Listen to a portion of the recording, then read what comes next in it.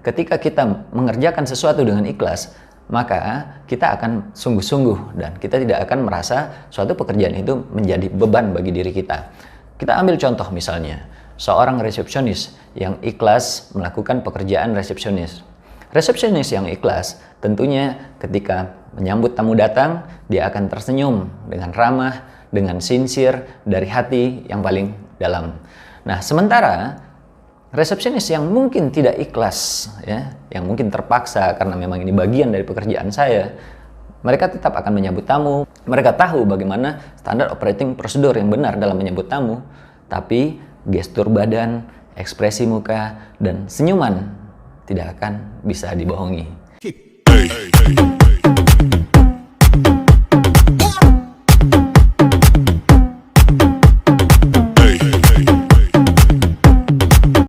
Hai sobat semua, pernahkah kamu lihat di dunia kerja, banyak orang-orang yang pintar, karirnya tidak lebih sukses dari orang-orang yang tidak lebih pintar daripada mereka. Ada 4S, kenapa orang-orang yang mungkin tidak lebih pintar mendapatkan pencapaian karir dan kesuksesan yang lebih baik daripada orang-orang yang lebih pintar dibanding mereka. Yang pertama, orang-orang yang sukses biasanya mereka bekerja dengan ikhlas. Ketika kita mengerjakan sesuatu dengan ikhlas, maka kita akan sungguh-sungguh dan kita tidak akan merasa suatu pekerjaan itu menjadi beban bagi diri kita. Kita ambil contoh misalnya, seorang resepsionis yang ikhlas melakukan pekerjaan resepsionis. Resepsionis yang ikhlas ketika menyambut tamu datang, dia akan tersenyum dengan ramah, dengan sincere, dari hati yang paling dalam.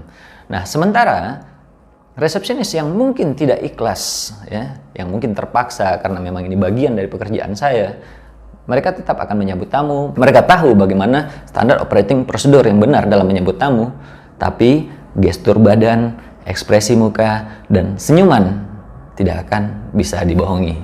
Nah, ketika perbedaan dalam menghandle tamu ini disebabkan oleh keikhlasan, tentunya akan berimplikasi kepada kepuasan tamu. Ketika para tamu puas, tentunya pimpinan yang bersangkutan juga akan puas, sehingga karir yang bersangkutan kemungkinan akan lebih baik. S yang kedua, orang-orang yang lebih sukses biasanya mereka bekerja dengan lebih keras. Jika kamu menginginkan sesuatu yang berbeda, jika kamu menginginkan sesuatu yang lebih, tentu kamu harus bekerja dengan lebih keras, bekerja dengan lebih tekun.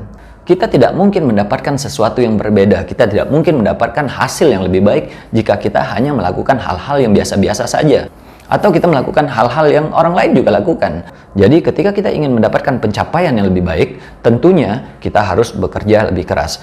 Kita ambil contoh misalnya, seorang bellman yang bekerja biasa dari jam 8 sampai jam 4. Bellman yang satu bisa bekerja masuk jam 8, keluar jam 4 sore. Namun, bellman yang biasanya akan lebih sukses, dia akan datang sebelum jam 8. Dia melakukan persiapan, standby di area kerjanya sebelum jam 8. Dan biasanya, mereka tidak akan pulang jam 4 teng. Mereka akan memastikan semua pekerjaan mereka telah selesai. Mereka akan extend for another 30 minutes. Orang-orang yang bekerja lebih keras, biasanya mereka akan mendapatkan either direct reward ataupun reward di kemudian hari. Contoh misalnya, pengalaman saya ketika saya jadi bellman, saya datang lebih awal. Artinya kesempatan saya untuk membantu escorting tamu akan jadi lebih banyak. Saya pulang lebih akhir. Artinya kesempatan saya untuk menghandle tamu akan lebih banyak lagi. Sehingga tamu-tamu akan memberikan lebih banyak tips kepada saya. Ketika saya bekerja dengan lebih keras, tentunya pimpinan saya akan memperhatikan dengan sendirinya, akan memperhatikan, oh, bellman yang satu ini bekerja lebih keras, dia datang lebih awal dan dia pulang lebih akhir. Ketika misalnya ada kesempatan buat promosi, pastilah orang-orang seperti ini yang akan lebih dipertimbangkan. S yang ketiga, orang-orang yang cenderung sukses, mereka bekerja dengan cerdas.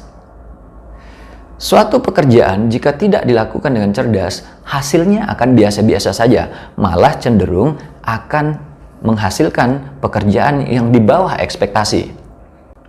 Bekerja dengan cerdas adalah ketika kamu mempelajari segala sesuatunya, kamu mempelajari bagaimana melakukan sesuatu dengan lebih baik, dengan hasil yang lebih baik.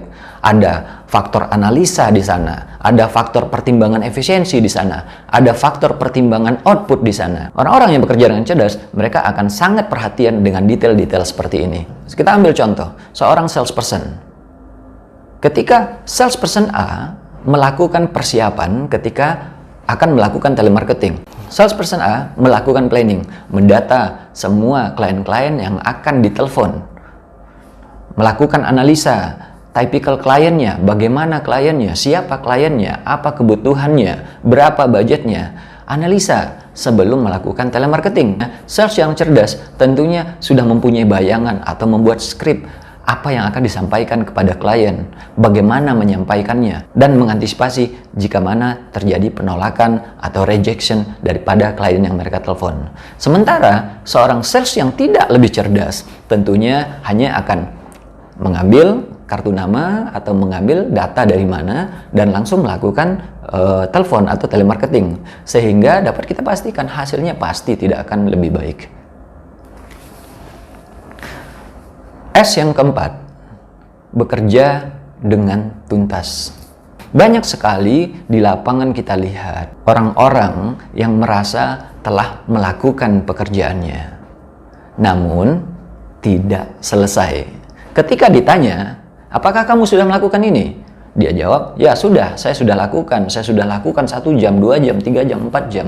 Namun mereka lupa bahwasanya dalam melakukan suatu pekerjaan, objektifnya bukanlah mengerjakan. Objektifnya adalah output dari pekerjaan itu. Apakah pekerjaan itu sudah tuntas atau tidak? Kita ambil contoh di dalam lingkungan perhotelan.